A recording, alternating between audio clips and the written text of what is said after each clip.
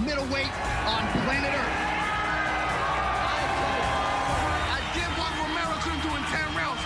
I did it in 2. And I would say a star is born, but this star was born a long time ago. Israel Adesanya. इस बंदे ने UFC के octagon में जब अपना पहला कदम रखा तो ये ऑलरेडी किक बॉक्सिंग में 2 डिवीजन का चैंपियन होने की वजह से और अपने पूरे MMA करियर में की गई 11 फाइट्स में से अपने 11 के 11 अपोनेंट्स को फिनिश करने की वजह से काफी सारा नाम बना चुका था। कोई भी फाइटर जब UFC के साथ कॉन्ट्रैक्ट साइन करता है तो उसका एक ही गोल होता है कि वो UFC की बेल्ट को अपनी वेस्ट पे सजाए, लेकिन अपनी वेट क्लास यानी मिडल वेट में चैंपियन बनने और सक्सेसफुली उस चैंपियनशिप को 2 बार डिफेंड करने के बाद अब इस बंदे की नजर लाइट हैवीवेट चैंपियन यान ब्लाहोविच के टाइटल पर है। मैं हूं सिमाब और आज हम UFC के मिडल वेट चैंपियन इजराइल अदेसानिया के करियर का ब्रेकडाउन करके ये देखेंगे कि ये UFC के कितने अच्छे फाइटर हैं, ये इस लेवल तक कैसे पहुंचे और क्या ये इतने कैपेबल हैं कि 3 मार्च को होने वाली फाइट में यान ब्लाहोविच को हराकर एक ही वक्त में 2 डिवीजन्स की चैंपियनशिप बेल्ट्स को होल्ड कर सकें। तो चलिए शुरू से स्टार्ट करते हैं। इजराइल अदेसानिया ने अपने कॉम्बैट करियर का आगाज मई 2010 में किक बॉक्सिंग से अपने अपोनेंट टिम अटोनियो को यूनानिमस डिसीजन के जरिए हरा कर किया।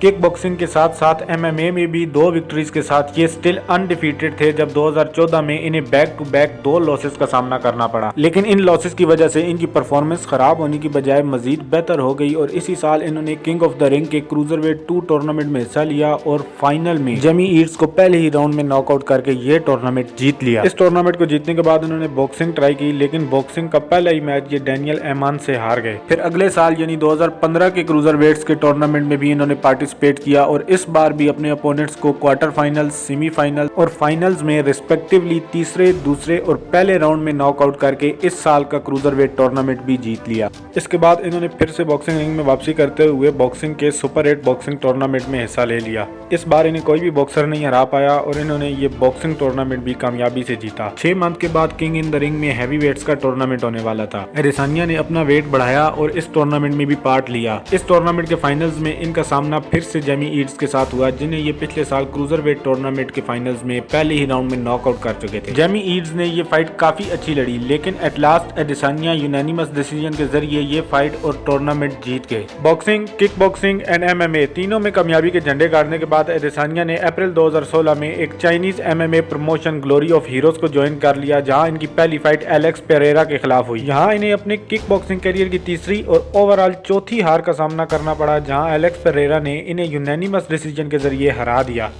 इसके बाद अदेसानिया ने मजीद 4 फाइट्स जीतने के बाद वहां के मिडल वेट कंटेंडर टूर्नामेंट में पार्टिसिपेट किया और टूर्नामेंट जीतकर वहां की चैंपियनशिप के लिए टाइटल शॉट अर्न की। मिडल वेट चैंपियनशिप के लिए इनका मैच जनवरी 2017 में वहां के मिडल वेट चैंपियन जेसन विल्निस के साथ हुआ। अदेसानिया टाइटल नहीं जीत पाए और ये फाइट यूनानिमस डिसीजन के साथ हार गए।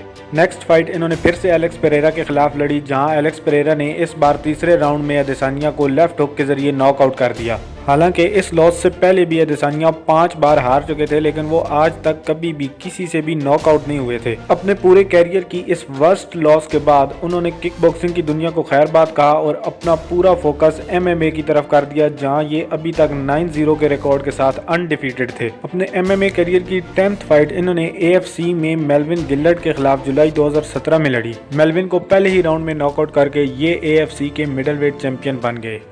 इनका next match HFS middle wait championship के लिए स्टुअर्ट डेयर के साथ हुआ। स्टुअर्ट को भी पहले ही राउंड में हेड किक के जरिए नॉकआउट करके इन्होंने HFS मिडल वेट चैंपियनशिप भी जीत ली। 2 चैंपियनशिप्स, 11-0 की परफेक्ट स्ट्रीक और 100% फिनिश रेट के साथ फरवरी 2018 में इन्होंने UFC को ज्वाइन कर लिया।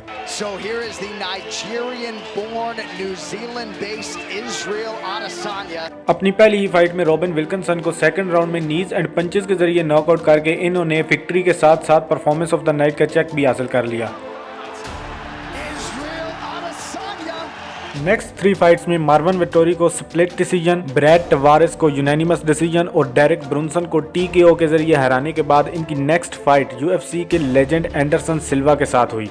अदेसानिया इस फाइट को यूनानिमस डिसीजन के साथ जीत गए और दोनों फाइटर्स को एक बेहतरीन फाइट देने के लिए फाइट ऑफ द नाइट का बोनस चेक दिया गया। उस वक्त UFC के मिडलवेट चैंपियन रॉबर्ट विटेकर थे, जिनकी फाइट इसी इवेंट के मेन इवेंट में केविन गैस्टेलम के साथ होना थी। लेकिन इस फाइट से पहले ही ड्यूल इंजरी की वजह से विटेकर को इस फाइट से पुल आउट करना पड़ा और उनकी गैर मौजूदगी में केविन गैस्टेलम की फाइट इजराइल अदेसानिया के साथ इंटरम मिडलवेट चैंपियनशिप के लिए UFC 236 के को मेन इवेंट में हुई।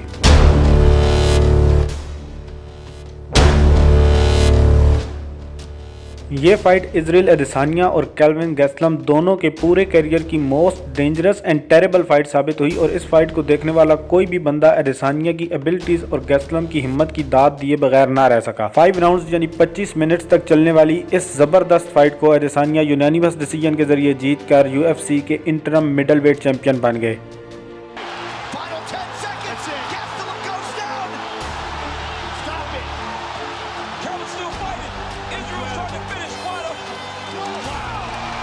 इस फाइट को वाइडली बहुत ही ज्यादा अप्रिसिएशन मिला और ऑफ कोर्स उस रात तो दोनों फाइटर को फाइट ऑफ द नाइट का बोनस चेक दिया ही गया, साथ ही ये 2019 की सबसे बेहतरीन फाइट यानी फाइट ऑफ द ईयर करार पाई। आफ्टर 6 months UFC 243 के मैन इवेंट में इंटरम चैंपियन इजराइल अदेसानिया और रियल चैंपियन रॉबर्ट विटेकर के दरमियान दोनों के टाइटल्स की यूनिफिकेशन के लिए मैच हुआ।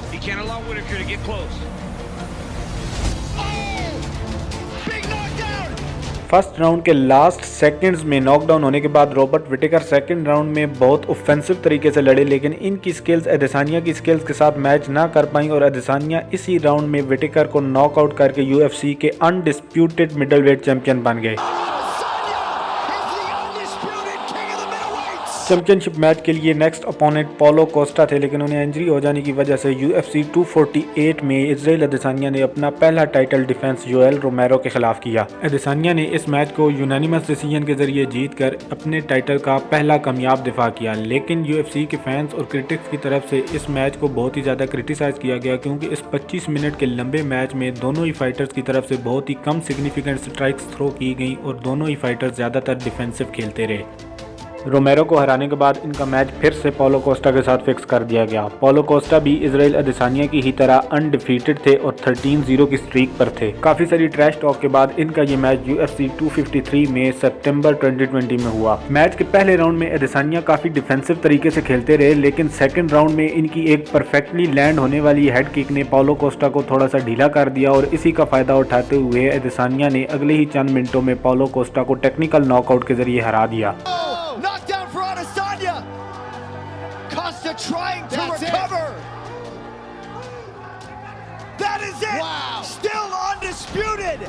अब अदेसानिया अपनी वेट क्लास को मूव अप करके UFC के लाइट हैवीवेट चैंपियन यान ब्लाहोविच के साथ उनके लाइट हैवीवेट टाइटल के लिए UFC 259 में 6 मार्च 2021 को फाइट करने वाले हैं। यान ब्लाहोविच हाल ही में UFC 253 के को मैन इवेंट में डोमिनिक रेइस को हराकर UFC के लाइट हैवीवेट चैंपियन बने हैं और ये इनका पहला टाइटल डिफेंस है। पाउंड फॉर पाउंड रैंकिंग में अदेसानिया इस वक्त नंबर 3 जबकि ब्लाहोविच इस वक्त नंबर 14 पर हैं। अपने कॉम्बैट करियर में 100 फाइट्स जीतने वाले द लास्ट स्टाइल बेंडर अदेसानिया के बारे में ज़्यादातर फैंस को यही लगता है कि ये मैच जीत कर डबल डिवीजन चैंपियन बन जाएंगे।